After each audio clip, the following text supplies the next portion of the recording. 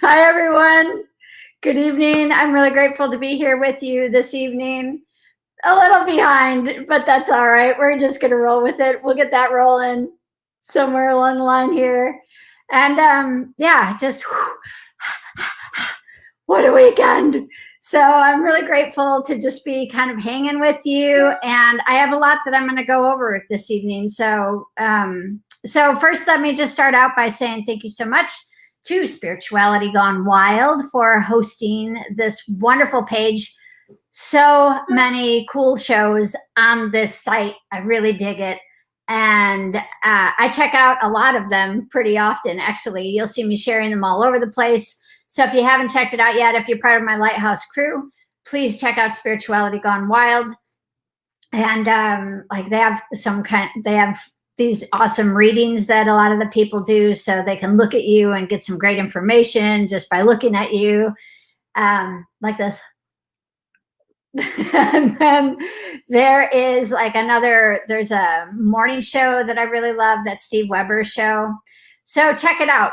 And there's all kinds of new people who are coming onto the site, and we're really grateful for that. So many blessings to Spirituality Gone Wild. Second announcement is I have my page up for people who are interested in taking emotional hygiene. Yes, it's called Emotional Hygiene. And yes, it's super funny and lighthearted. I meet you in the bathrooms in the mornings. I've already like pre-recorded the show so that I don't have to be like peeping in the mornings. But so I join you in the mornings in your daily routine, 5-7 minutes, in like that, just kind of to get going, you know, like what's the emotional level that you're going to meet your day. And I think, you know, if you're going to have coffee, I'm the additive. Like that, like a douse of it. So I make it lighthearted. I teach you some tools, or you take in whatever you can, really. But I just go over some of the basic tools for emotional hygiene so that you don't walk out and just vomit on people all day, because some people do that. So it's just a nice way to kind of round out the year. And I welcome you to that. I will leave the information, hopefully, I will leave the information here in the post at the end of the show. I would really love to hear from you during the show. I always do some good interaction stuff when people are texting, as long as you don't write like a book, because I can't post all of that. But if you just have a few little things that you want to add, or if you'd like to contact me after or during the show with a longer sequence of conversation, I'm happy to engage with you there. So last little bit is Spirituality Gone Wild. You can find my page at Spirituality Gone Wild, and you can sign up through there. We have all kinds of, I think there's probably $1,000 worth of material, and you can get it for $22 a month. So come on through, check out Spirituality Gone Wild, and I'll post that as well. Okay, let's get into it. So the conversation that I was having in my head this weekend, because I have a lot of those, it was regarding war. And I'd love to know your thoughts on this, and I'd love to hear really what you're about when you think about music, and when you think about what can you contribute to conversations that have to do with how do we start to understand one another. And some people are like, oh, I understand, fine. I'm fine with understanding. I don't like what they had to say. And so something that I was thinking about in this recent, like these past few meditations that I've been going through, one of the things that came up for me was, okay, so there's oftentimes that I don't like what people have to say. And people are like, but you don't understand. You know, like I'm really, really different than them. And I really like just have all this angst, and there is no way, there's no possible way that I even want to understand where they're coming from. And so I was thinking about maybe that's the new form of war. Maybe the new form of war is where our enemies are now the people within our own countries. So it's just something to consider when we're in this place of you know, we used to like have these big nuclear weapons like aimed and ready and underground. And I remember living out in California and like Stanford. I lived right next to Stanford, and they had like these silos, these missile silos. And they're like, any point, we're going to take this little floppy disk and we're going to insert it, and Russia's going to blow up, you know? And I'd be like, I don't know that I like that answer, because I know some Russian people, and I don't think that that's a really good, I think we might be able to find some way of getting along within the world without blowing people up. But now the blow up is the, like the little delete things like everywhere, right? It's like, you're not valid in my life because I don't have the boundaries and I don't have the bandwidth to be able to deal with you. And so instead, it's this place of, wow, let me slow down for a minute. Because all of a sudden, these islands that we're on become smaller and smaller. You know, the people like, you may have started out 2020, like, yeah. With like a whole bunch of people that you thought were friends. And then 6 months into it, you're like, damn, what happened to everybody? Delete. And so in these tiny little tombs of isolation, I've studied neuroscience. And neuroscience is amazing because it teaches you about the chemicals that happen that shut you down. And how do those get activated? You know, like I used to just go through my day and I'd be like, news, whatever those little alarms were that were going off. Because when I was a kid, when I was younger, we had like your hours worth of news at night, right? Your 5 to 6 o'clock or whatever, farm report, you know. Well, that was when I was in Wisconsin, farm report. But anyway, so you get like your hour's worth of news at like your 5 o'clock hour. And if there was an emergency, then they would be like, burr, burr, burr, and they would like do some special interruption. People would be like, oh my gosh, the football game is on right now. I don't need to see this. Why are we watching a national emergency thing? And people would just be like shutting off right? Or, well, I was in, you know, we had the rabbit ears back then, and we had to turn the dial. And then I used to stand next to the television. I'd be like, is this it? Is this it? My brothers would be like, that's not it, Miriam. Just keep standing there. I'd be like, is this it? So anyway, so you get to this point where all of a sudden, like 24-hour news is happening.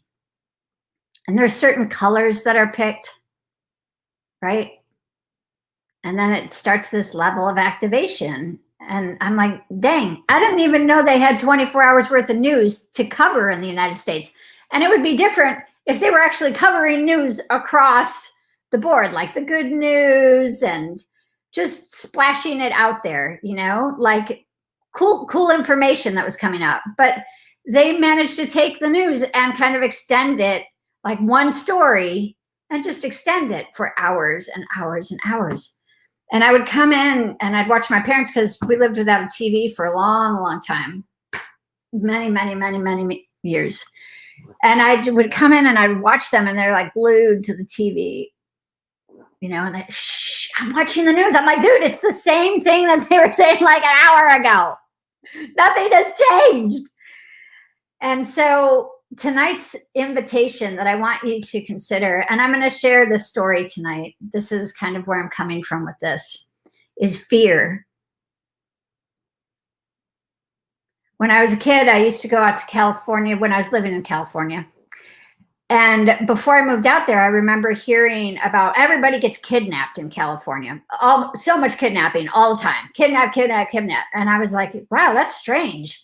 So I remember being in California and being like, are you going to kidnap me? Are you going to kidnap me? I was like 12, 13 years old, and I'm flipping out because I'm thinking that I didn't get kidnapped at all. And so I would like hold the door open for people because I was from the Midwest, because, you know, a lot of people do that back here. And I'd be like, hi, and talking to people. They're like, you're going to be kidnapped. You shouldn't do that. I'm like, what are you talking about? You don't want me as a kidnap victim, first of all. Like, I'm just not good at that. Somebody would have to die and it wouldn't be me. So like, there was that. But then I recognized that there was just this fear pollution. And the wild thing about what science shows is that our nervous system really amps up a lot in order to focus the attention on more fear. Because once that fear gets peaked, we look for it. And our nervous system is like, is it there? Is it there? What about there? What about there? What about there? And then people are like, oh my gosh, I can't even sleep. I haven't eaten in days, And I'm like, okay, have you tried exercising? Have you tried taking a breath? Like, no, I'm just watching the news. Like, get more popcorn and shove it in your face and just like, just like. So with that, I started looking at the culture. And when I was 16, so my family are a lot of, not all of them, but some of them, like we would have the foresight dreams, the prophetic dreams, hear and see ghosts and that kind of stuff. That's like my family lineage. So when I was 16, my dad was saying to me, you're probably not going to want to go into and visit those places very often. You don't want to open up those doors very often because you never know what's going to show up on the other side. And you don't know if it's going to take you with it. And I was like, that's creepy, Dad. Thanks for letting me know that. So I ignored all that, of course. So at 16 years old, and drop me a note, people. Say hello. Love the laughter face, but just drop me a note. Let me know you're out there. And let me know if you can relate to any of these stories, or if you're like, I can't relate to any of those stories. I don't even know what you're talking about. I love hearing from you. So anyway, 16, I'm laying in bed, and I had been like calling upon spirits, or that kind of, like call upon you spirits, something, the ancestors, and I've been doing that a lot since I was about 14. So I'm laying in bed, and I feel this really huge tightness on my chest. And I open up my eyes, and I can't move my body. And I was like, oh my gosh. And what I heard in my head was, close your eyes, relax your body, listen to me. And so I did that. And this is probably all within like 7 seconds. Just relax your body and listen to me. So I just relaxed my body, and then this whole like energy dissolved around me. And then the next night I woke up, and when I came to, there was a demon that was sitting on me, and it had these huge like black eyes, and it was draping itself over my body. Its knees were up on my shoulders, and its legs stretched all the way down my torso, and it was pinning me to the bed. And I could see my breath crystallize. Now, I didn't do drugs. I didn't need to do drugs. All of my other friends were doing drugs, but I didn't touch the stuff because I saw so many weird things that I was like, I don't need drugs, guys. I'm plenty out there on my own. So I'm sitting there, this demon is on my chest, and my breath crystallizes, and this demon is pulling all of the last of my life force out through my breath, and it's this white crystal smoke that's leaving me. And so I heard in my head again, I need you to just close your eyes and relax your body. It's living off of your fear. So the more that you constrict and the more that you freak out, I can get all of that. But this was my interpretation. Again, I only heard it for like 3 to 5 seconds. The more that you freak out, the more you're giving this energy away, this fear energy. And that there are these beings that live off of this fear energy. So I closed my eyes, I relaxed my body, I just listened. And the moment that I did, the moment that I released like that level of fear, that I'm about to die fear, the minute that I let go, it was gone. So I went to school the next day. I went to a really cool hippie school, And I was talking to one of my really good friends, and then another friend of mine was like, hey, you got to tell your story to this teacher. He used to live with the indigenous Americans, and he's going to have something to say about it. So I went in and I'm talking to this teacher. And while I'm in this conversation, he says, okay, I need you to stop. What you've experienced is very, very rare. Those entities will only present themselves to a few people within humanity, and they're here to show you what fear does to humanity and how it draws life force energy out when we engulf ourselves in fear. So now it is your job to go out within humanity and talk to them about fear. So that was your gift. So I was supposed to go home and give thanks so that I didn't have to experience that anymore and just say, I see you. Thank you for showing up in my life so that I can see what fear looks like and how it can overtake people. So my question for you tonight becomes, where has fear overtaken in your life?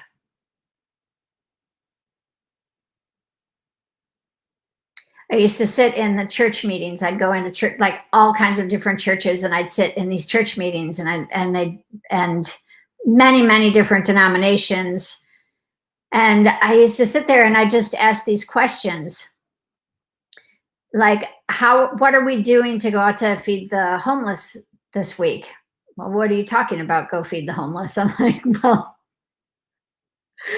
we should go out and participate in helping out the homeless, right? I mean, isn't that, I wasn't even a Christian at the time. I was just trying to check out what all of these different sects of righteous were all about.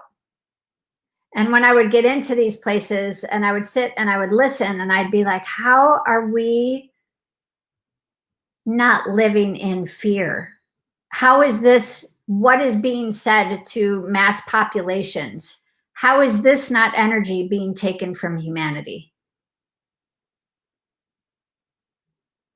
Every day, right? Our nervous system is like, I really need all that information. I need to turn it up. I need to turn up that drama. So, what it's gotten really good at, and what we've become amazing at, is protecting ourselves. But the other side of protecting ourselves, I believe, is divine grace and maximum grace. That whole don't cast the first stone, that whole like, where am I being a hypocrite in this scenario? How can I clean up my side of the street in this scenario? Where is my oxygen today? Am I bringing anything to the conversation that will help to lift humankind today? Or is it all just debasing? And if it is debasing, what am I doing to protect myself? What are my genuine fears? Because we have genuine fears, and there's a reason for fear. But fear is not for propagation. We don't sit in it. You're not supposed to be like, oh, this feels really good. I'm just going to put a nice little diaper on and sit in it for a while. Like, it's your crap, right? It's the stuff in order to like launch you forward. You're not supposed to stay there. You're not supposed to stay in those energies for extensive periods of time. But people are just like, their whole news feed is all about, oh my gosh, anger, fear, anger, fear, anger, fear, fear, fear, fear, fear, fear, right? And people are like, I don't know why I'm so tired all the time. I'm just exhausted. I don't have any energy left. I don't have any bandwidth left. It's true. That is absolutely correct. When you feed yourself with fear, there is no bandwidth left to hear other people, to see them, to speak to them. There's nothing left. Now we are feeding all of these other entities on a massive level, and that is a choice. We do have that choice as humans. But I think recognizing that it's a choice. And we have other choices, right? So I'm just posing the question, in the week ahead, what can you bring to the table in conversations? What are you doing for self-care to start turning down the drama of life, to start turning down that drama of fear? If it's all consuming, if that's all you're thinking about,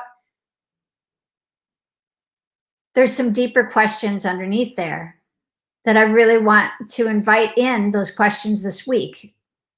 I was just talking with my dad, and my dad's like, Miriam, not breathing would be a terrible way to die. I'm like, I can't think of many really wonderful ways to die. Not breathing is definitely one of them. That is terrifying. Yes. And what do you do with the anger or fear of the situation? Thank you, love. I will answer that question. So with this,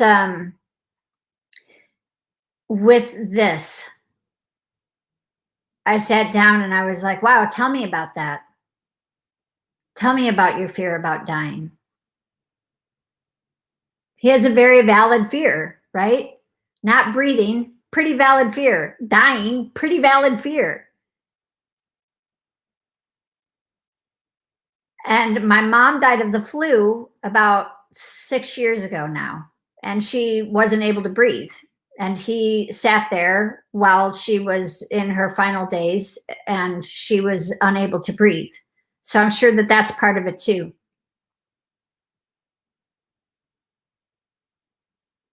So, what do I personally do with the anger and with the fear that comes up? The first thing that I have to work with is this happening to me right now? And I'm like, well, yeah, I'm freaking out right now. So then I know that my nervous system is trying to protect me. My nervous system is like, you're amazing at protecting yourself. So thank you for doing that. My second piece is, what can I do in order to go out and get myself some really nourishing foods? How am I taking care of my health? And what can I do to better take care of my health? Now, again, we know in science that when you add those high cortisol levels to the brain, if you stay tuned into this is going to happen, this is going to happen. What about all these people dying? Then all of a sudden, you chemically begin to start shutting down. So you're energizing your body into a place where it starts shutting down the more that we amp that up. And I have been like, I'm not into the spiritual bypass thing, right? I'm not into like, or I don't do drugs. I don't go and get high to be like, but if you're going to get high, this seems like a perfectly wonderful year to do it. But in general, when these things are coming up, I'm like, where am I putting my focus and my attention? I have been on the brink of death before. And I recognize that I get to pivot, right? I get to be like, all fear all the time, or a little bit of fear, or one moment of full volume fear. And then there's the people who are like, well, maybe I just want to stay in it because I don't want to have false hope. And I'm like, okay, you're welcome to stay in it. But how are you doing in there? So, the simple things that I do when I'm in deep places of fear. First of all, I try to find some things that I think are really fun and fearful, where I'm kind of pushing myself a little bit so that my brain has something where I'm like, okay, wow, I'm pushing myself just a little bit. And that was fun. And I feel safe afterwards. So that's one quick little tool. Like, what are some tiny little things that you can do? Um, ice skating, if you're in the northern territories right now, or even, yeah, like ice skating anywhere. You know, there's a little, oh, not quite sure. Don't do it if you got a bad hip. That's not going to go well for you. But little things like, so ice skating is a really good one for me. I also like to go and climb in trees, because that's fun. So it's going for a run, like a really fast run for a few minutes. What else could you do? Scary movies. So the idea is to get your brain into tiny, like, you don't douse your brain in it, but get it into these tiny things that you know there's safety on the other side of this. And I don't know what that might be for you, but that's the tiny little things that I do in order to jump over that fear place. And if I'm really consumed in it, there's this beautiful breath technique, and it is count to 10. If you're deep, deep in fear, what is the need on the other side of that? It might be safety, it might be health. And your brain's like, ah. Slowing down enough and seeing how low you can get that breath into your body. You don't have to be like, you don't have to do that. It's just, where is my breath in my body? And if you can't catch your breath, then you should probably be, going to the emergency room. But if you're oxygenating yourself more, that those fear chemicals start to dissolve further in your brain. So when I was first learning this technique, they talked about like count to 10, and I'd be like, they'd be like, and so I'd be like, 1, 2, 3, 4, 5, 6, 7, 8, 9, 10. And you're supposed to see if you can get through and break that loop cycle of that fear, of what is that fear that's coming up. So maybe in the situation of COVID, the first couple things that I do is, I know that COVID is out there. I'd say of the, let me think about this, 27 to 32 people that I've known that have gotten it, 32, 35 people. 2 of them were smokers and had were having a hard time breathing. Everybody else that I know that got it made it. Like, some of them had very few symptoms. Some of them like lost their scent or lost their taste buds. And I know quite a few people that isn't the case for them. They've been like, they've known older people that have passed away from it. So for them, it's an amplified, and in that reality, it's very amplified for them. And there's grief on top of that. And there's isolation on top of that. So one thing I've learned about humanity, again, is that when we're in those places, of like deep isolation, it's this like, I don't quite feel like crap enough about myself. Let me further this by just staying underneath the water for an extensive period of time and continue to suffer even more. And so it's just like, again, the nervous system is looking for all of the ways to keep you safe. And that's beautiful, right? So the first piece of that could be like, thank you so much, nervous system, for trying to keep me safe. I love you. Thank you, thank you, thank you. So when the anger and the fear is coming up, oh, I'm so grateful. Thank you. I really see what a great job you're doing at keeping me protected. And then your brain will be like, what the hell does that mean? And then you have to talk to your brain and be like, well, nervous system, let me explain something to you. We're going to go put on some really great music right now, because that's one of the quickest ways in order to kind of shuffle all of those brain chemicals. And I'm putting it in like really easy terminology. There's a lot of science behind it. And I highly recommend Mark Waldman for like really cool neuroscience techniques, but this is one of them. So let your brain know, listen, we're going to come back to this. I promise you, I have not forgotten about how good you are at taking care of me. And I know that right now it might sound condescending, but do it in a really genuine way. And you can look yourself in the mirror and you can be like, brain, I know you are great at this and I love you. And right now, for the next 5 minutes, we are going to give our everything, our whole body, because you have to turn up the vibrancy. So as you're turning down the drama, which way does that go? Turn down the drama. You have to turn up the vibrancy of those chemicals in your brain, of those emotions of joy and gratitude. So as you're turning down that drama of the fear and the anger, you have to replenish it with something else equal or more on the other side. So the other side is the music that can be like, what are your favorite songs?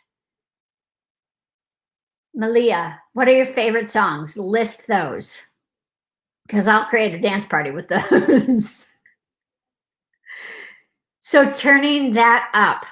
And then you give yourself 5 minutes. You're like, I promise you, brain, I will come back to you and the things that you want to be angry and sad and scared about. I promise you, we will get back to those. For the next 5 minutes, we're going to go dance. And then you go and you dance and you shuffle and you make it as vibrant and as silly as possible. And then maybe the next day you give it 6 minutes of your time. Or maybe your brain's like, I can't do 6 minutes. I can do 2 minutes, 2 minutes, and 2 minutes. So you pick a couple of Beatles songs and stick those puppies in there. It's a long process to shift and to start moving in the other direction. But you're so worth it. We all have the capacity. You know, that's what I learned when that entity showed up for me. We have the capacity to close all of those doors within humanity. We don't have to choose those things.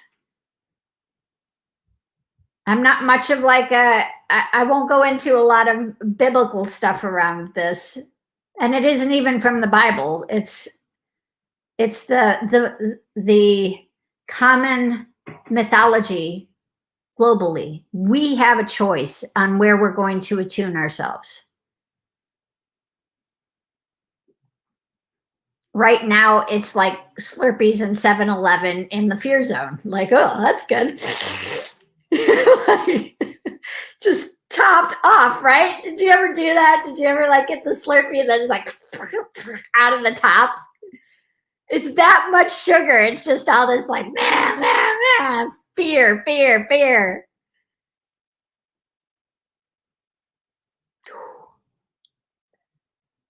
All right. What a lucky nervous system you have. Way to go on speaking lovingly. Thank you, Karen. Yes. Thank you. So the more joy and the more laughter that we're able to immerse ourselves in, and I'm not saying it's an overnight thing. It is definitely not an overnight thing. But paying attention to how protected we are right now. And it's beautiful.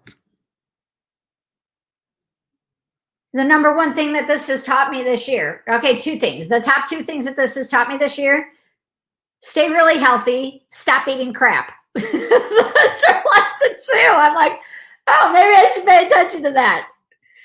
Maybe I really want to get my life into a place of better health. Number 3, turn off the crud that where I'm like, if I can get a small dose in the morning, right? Because it's like a level 10 energy coming through. But level 10 energy, you don't need that all day. You can be like, maybe you're like a once a week person. Maybe you're like, just checking in, putting my head above water. How's everything going out here? Okay, still a flood, got it. I'll come back next week. I'm still building my ship over here. Ask your nervous system what it wants. Does it want to be inundated with this?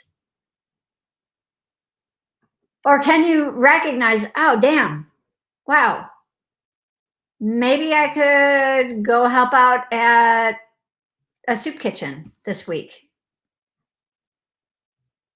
maybe I'm going to take my time and I'm going to go and see about putting some books together for some children that aren't getting out and don't have that opportunity. And I can put on gloves and a mask and I can go out and deliver some books for children or food items. Things that feel safe to you that involve giving of yourself. That's another huge way to start moving beyond that cycle. And I'd love to hear, what are your ideas out there? What are the things that you're bringing for nourishment for the world? Because it isn't about people on pedestals.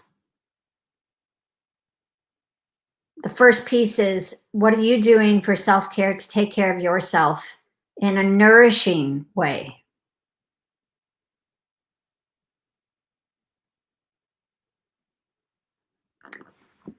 So there was my rant for the evening.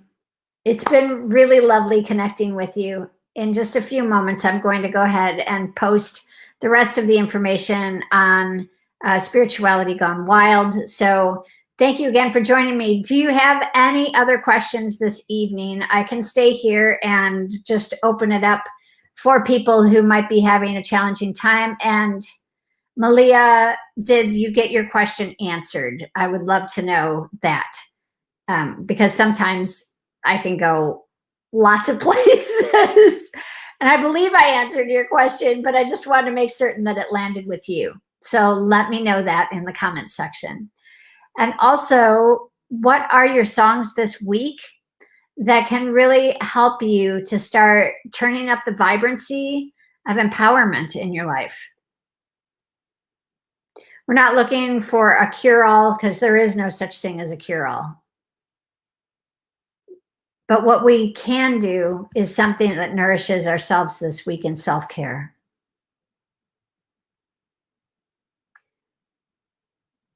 So I will leave this open for a few moments.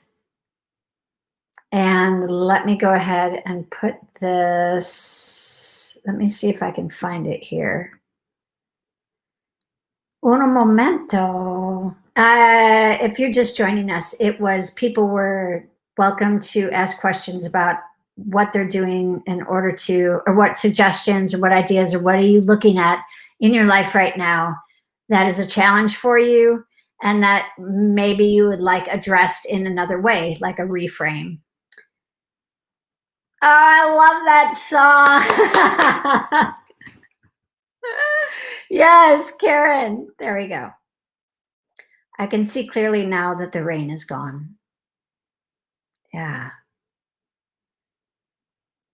And then also, I'm sending out lots of prayers to people because I know this is a challenging time. My Aunt Kay used to get a little rubber band, and anytime that she had a thought that wasn't serving her, she would just go ting, and she would just remind herself to get her. That's a little unnecessary unless you're into pain. And I don't really like using pain to redirect, but sometimes people need, that's the way that they kind of redirect themselves. I ask for laughter. I'm like, if I need to be redirected, please just show me signs that involve laughter and kindness, because you can request that. Like if you have to learn a lesson, request that it be gentle. Be like, all right, whatever you got planned for me this week, let it be gentle and filled with laughter, por favor. I would really appreciate that, because the other helpers out there, the angelic beings or whoever they are for you, some of them have a good sense of humor. Some of them have a wicked sense of humor. So you just kind of got to tune in and ask for the ones and ask for the things and ask for the support that you want in your life. So thank you with ease and joy and maximum grace. Okay. So as I leave you tonight, and I will see you again next week. And I'm actually thinking of creating, a prayer zone for people of all faith or non-faith or, all kinds of blessings to just come through in the mornings and kind of bless each other and sprinkle that all over the place.